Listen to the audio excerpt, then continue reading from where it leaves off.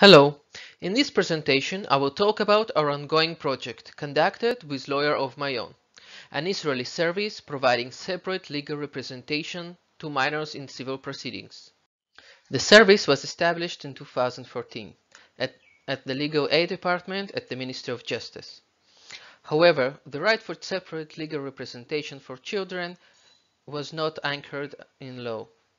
The vast majority of the service's cases are family law and child protection proceedings, where lawyers act as legal guardians. Legal guardians are appointed by judges when there is a suspicion of possible conflict of interest between parents and the child. According to instructions given to legal guardians, the role of legal guardian is firstly to advocate in accordance with the child's preferences while maintaining the child's best interests in the way legal guardian perceives them. In practice, this means maintaining a delicate balance among various considerations, such as a child's age, his maturity, the potential harm from child's preferences, the nature of the procedure, etc. That is what makes their work so complicated and delicate. Lawyers in the service receive special accreditation training, participate in peer learning and continuing education at the district level, and have access to an array of therapeutic advisors. But still, their work is very complicated, delicate and nuanced. This complication and the fact that legal guardian cases are the vast majority of LOMO's work leads us to concentrate on legal guardians' functioning. There are currently 170 lawyers in the service, but until recently there are about 90. This is due to a recent extensive recruitment made by LOMO. So, what do we do in the project? After 5 years of running the program, our team, Outcomes team in Brookdale Institute, was tasked with a twofold goal. First, improving the service's modes of action on both case level and organizations level, meaning review the theory of change, expose and document best practices and existing gaps in solutions. Secondly, develop a system of intervention planning and ongoing measurement. The goal for project is ultimately helping the service and its lawyers to define how they should conduct themselves at the procedural and professional level, what considerations to consider in their decision making, and understand which actions and responses work better and for whom.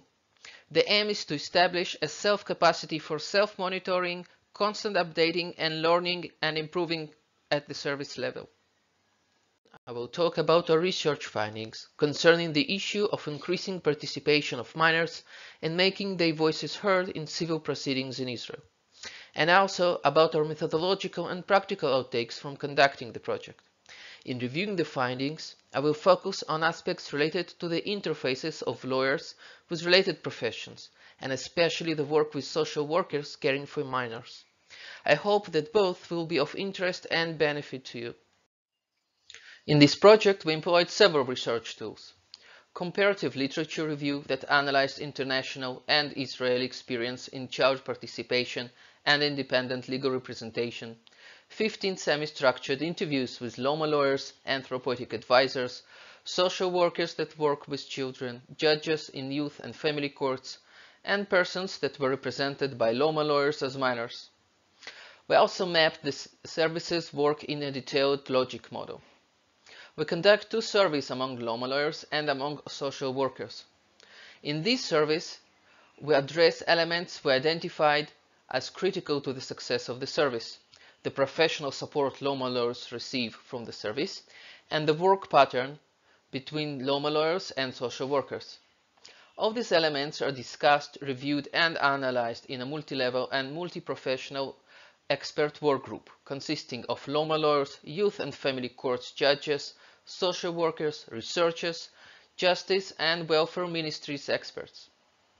All the components inform the development of the ongoing outcomes measurement tool that will be filled by both lawyers and minors treated by them. This is where we are in the project right now. Unfortunately, due to procedural constraints, we have not yet conducted the social workers survey. When we will, we have a full picture. Still, the findings I will present to you that are derived from the lawyers' poll and the rest of the research tools are rather convincing. So, let's look at the findings.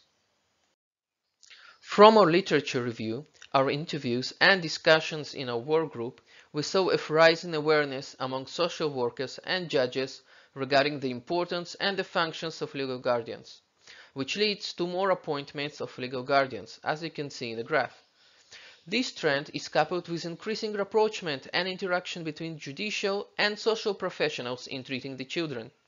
We have also indicated a wide range of perceptions and expectations concerning desired outcomes and modes of action of legal guardians. Some legal guardians saw themselves as mainly lawyers representing child's will and leaving social workers and judges to care for child's best interests.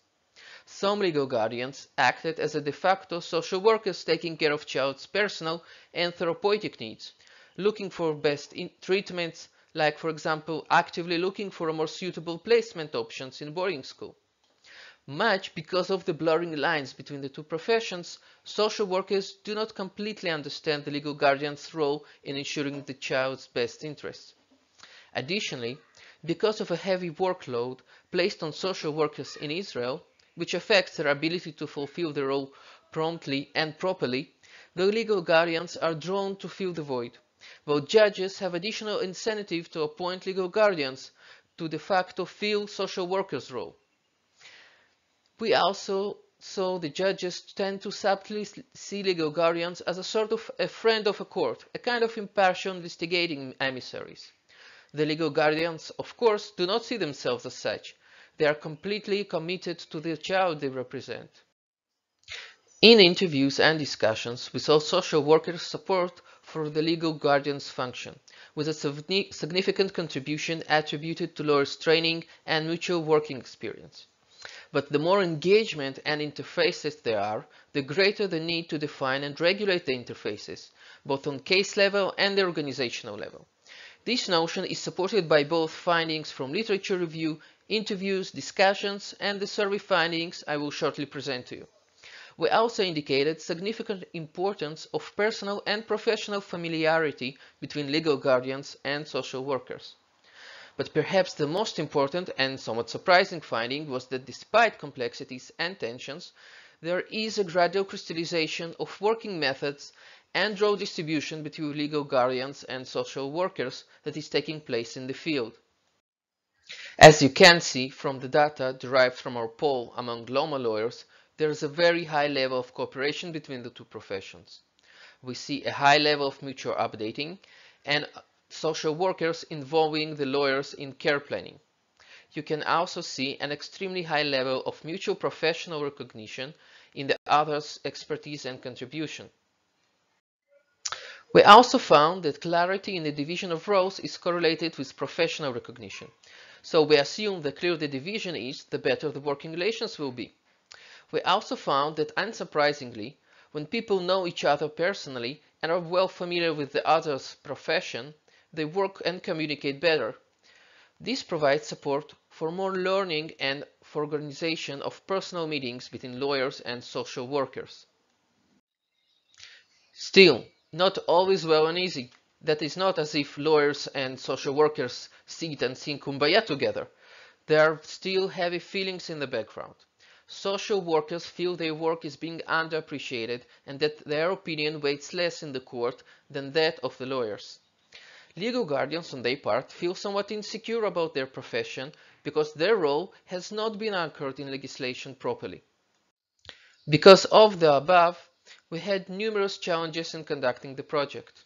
First, because there is no overarching accepted paradigm on child representation in Israel, we had sometimes heated and very sensitive professional discussions in the expert group, which led to more meetings. At a certain point, we even decided to split the group to lawyers and social workers to conduct the work in a more secure and relaxed atmosphere, and then we combined the outputs of both groups for mutual discussion, and that worked well. Large working group also had its price because it's more difficult to coordinate and manage. Still, we found it extremely beneficial. So, few main conclusions could be drawn from the project until now. A theoretical framework is critical for understanding the findings, but sometimes the findings from the study reveal the situation on the ground that is different from earlier assumptions on the managerial level of the researchers.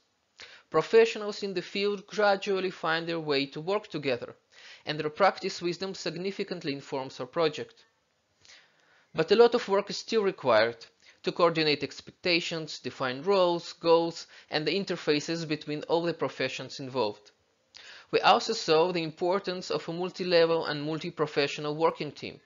Despite the difficulties it generates, there is no other way to produce quality, significant, and authentic products that will be relevant for application. This also harnesses everybody for cooperation. Forums with direct professional discussions are vital for opening up and resolving issues. Although it seems trivial, it does not really happen. We saw that the working group we created was a unique forum to raise and clarify professional issues. Thank you.